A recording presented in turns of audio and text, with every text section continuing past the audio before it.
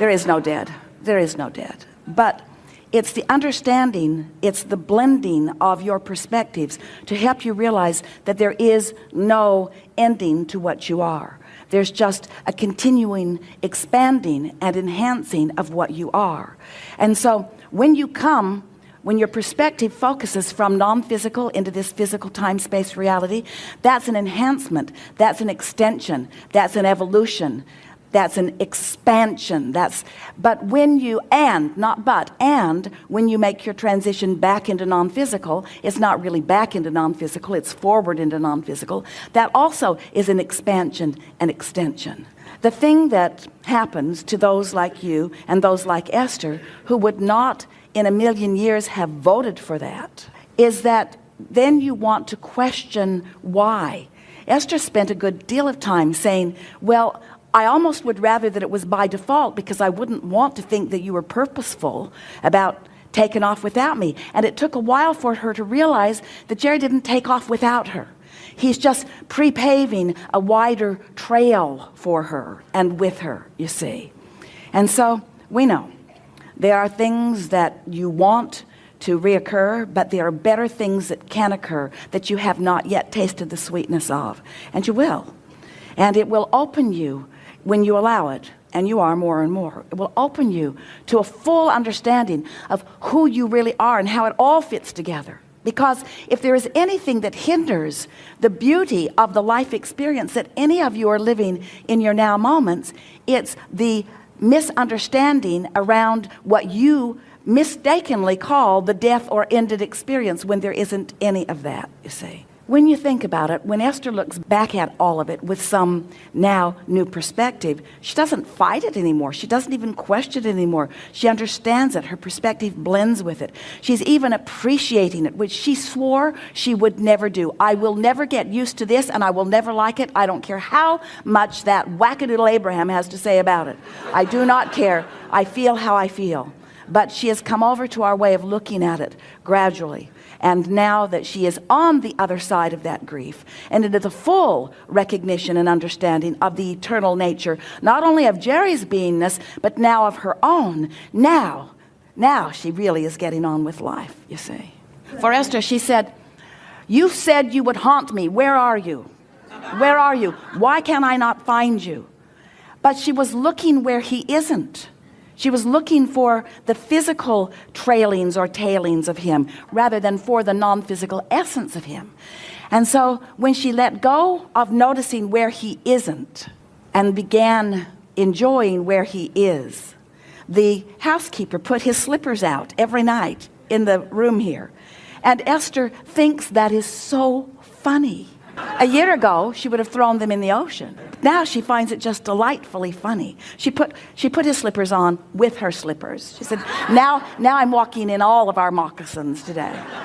You'll find delight in it in time. Just allow it to come, expect it to come, and watch for opportunity for it to come. And you will reach a place. Esther was reluctant to make the statement because it felt disrespectful of the beautiful experience that she had lived for so many years with Jerry. So she was hesitant to acknowledge it and then to begin speaking it out loud. But when she proclaims her life is at its best ever, that's no disrespect for Jerry because he's right in the middle of it, you see.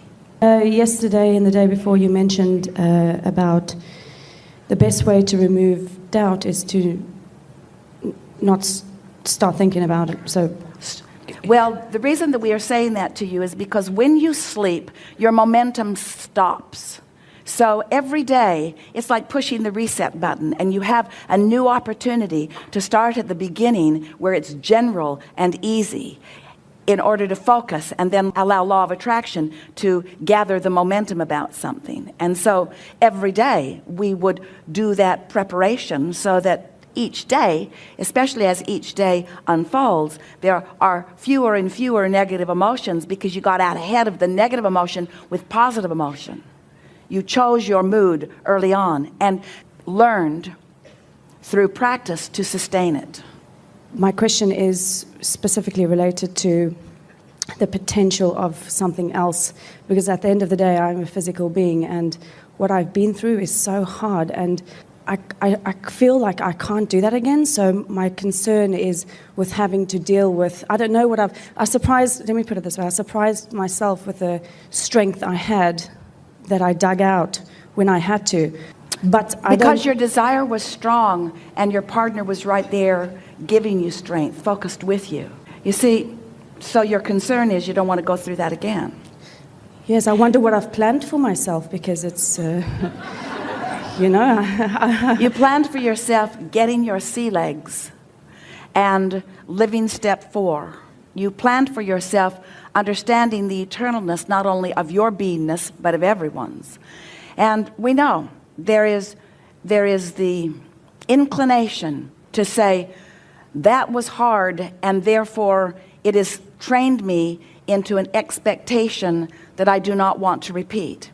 But you can never repeat that because of what you've gained because of that. And that is the true gift that all of you receive.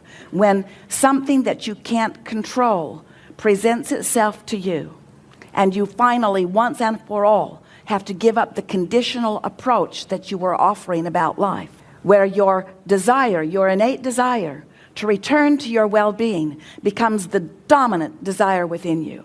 And we know it makes everyone worry. It makes you wonder, oh, now I'm good. So I haven't had that kind of grief yet. So I'm on the brink. I have to have that kind of grief before I can have that kind of expansion.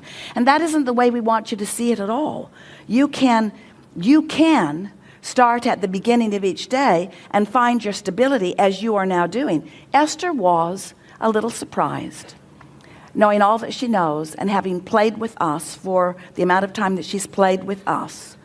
She was a little surprised that it hit her so hard. But she was also delighted that through the power of focus, she found relief. And that was something that she did not understand like she does now. That through the power of focus, there is alignment. Through the power of focus, there is relief. And most people are not trying very much at all to develop their power of focus. Most of you are offering very conditional focus. You focus and feel and focus and feel. And we want you to feel and then focus. We want you to focus upon how you want to feel and then focus upon the thought that matches that feeling that you want to focus upon. We're not going to say to any of you that things that you would not like will not occur in your life experience. But we will say to all of you, you have the power to focus yourself into alignment no matter what. You have the ability to experience unconditional alignment, unconditional love. So if we were standing in your physical shoes, we wouldn't spend any time making claim to that statement, even though you feel very powerfully within yourself right now that it is a true one. Don't want to go through that again. Don't want to go through that again. Jerry didn't want a dog or a pet because he had suffered the loss of them as a child. And Esther had experienced the loss of pets too, but she also had experienced the exhilaration of them. And so you just can't stand in fear of what could happen. There's something so basic. We love beginning this program today, having this conversation, because every subject is really two subjects, wanted and absence of it. And some of you are worried about letting yourself really go into what you really want, for fear that it won't really happen, or that it will come and then it will go away. And what we want you to know is that once something has come, and once you have tasted the sweetness of it, it not only does not go away, but more like it comes and comes and comes and comes. You will never be deprived of the fullness of that which you have accomplished, as long as you understand that you hold the keys to the alignment with the fullness that you have become. Did you hear that? In other words, it gets better and better. That was not the ending of anything. It was the beginning of more like it and more than it, you see. I've become really good at feeling my husband around, even with the thoughts, and as you had once said, with the bumps in the night. If I'm sitting in a room, for example, and this is for everybody who's lost somebody, because no one loses anyone. Leave that word out. I mean, for anyone who has somebody anyone who has the benefit of having someone really, really in a high-flying place, who is aware of you, focused upon you 24/7, always available for upliftment, you just have to get in the vibrational vicinity. For anyone who has that good fortune,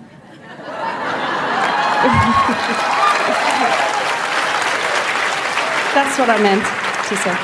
That's your lead-in. And what's the question? The question is, if I'm sitting in a room, for example, and I'm picturing my husband sitting next to me, is it likely to be his energy sitting next to me, or is that just the wishing that he was there? Because I get that a lot. Wishing doesn't feel good, but an impulse that is there means he's there. He sneaks in when you're not missing him, and then you notice him start missing him, and then your perception of him fade. Yeah.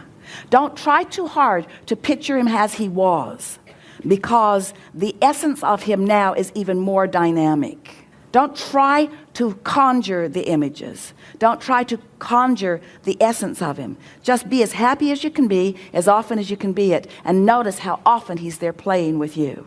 Things you're not even supposed to know, you know. Things that he knew that you didn't know about things. Esther had the pool replastered in Texas, and knew things that she didn't even know she knew. And then she realized, oh, Jerry knew them, and he's right here having this conversation. They're getting ready to fill the pool, the beautiful new pool, and they have wells on the property, big tanks. And Esther is wondering what the capacity of the pool is, and she wondered why she wondered that. And then she wondered what the capacity of the water tank is, and then she wondered why she wondered that. And then she wondered about whether it was a good idea to bring the water from those tanks, because she didn't want to sacrifice the water that was being used around the property. And so she asked, can you haul water in? And then she wondered why she even knew that water could be hauled in. It's a lot of water to be hauled in. And they said, oh yes, we do it all the time. And then Esther wondered why she thought of that. And so she asked for the water to be hauled in. So it's this beautiful water hauled in, and Esther thought, ooh, I am so wise. And then she thought, ooh, I'm so connected to wisdom. When they're getting ready to drain the pool, before all of that, Esther is thinking, I wonder where all of this water will go. And so she said to the man, where will all of this water go? And he said, we'll run it down your driveways. And then Esther thought of all the beautiful grasses and things close to the driveways and this chlorinated water. And then she wondered what would happen to the grass. And then she wondered why she was wondering what would happen to the grass. Those are not her kinds of thoughts. And then she wondered, is there another way? And then she said, is there another way? And Fidel said, yes, we've installed a very big pipe that leads from the pool out into the pasture. And Esther wondered why she wondered that. There is so much you have access, not just to, you see, reaching for the wisdom of your mate will show you how to reach for the wisdom of infinite intelligence, because there is an expert on everything you want to know about available to you. You just have to activate your question without doubt. You just have to activate your question in an attitude of whatever I want to know will unfold for me in a timely way. Not in an overwhelming way, in a timely way. Perfect unfolding, not only of ideas, but people to facilitate those ideas. That's what deliberate creating is. Deliberate creating is living through life, letting the questions be formed within you, holding the question in sweet appreciation that a question or a summoning of energy and knowledge exists within you. That is the sweetest state of being to be in. A question peaked within you, a desire peaked within you, and knowing that the answer is there for the receiving, for the perceiving, for the experiencing of. And most people don't get the benefit of that precise understanding as you have.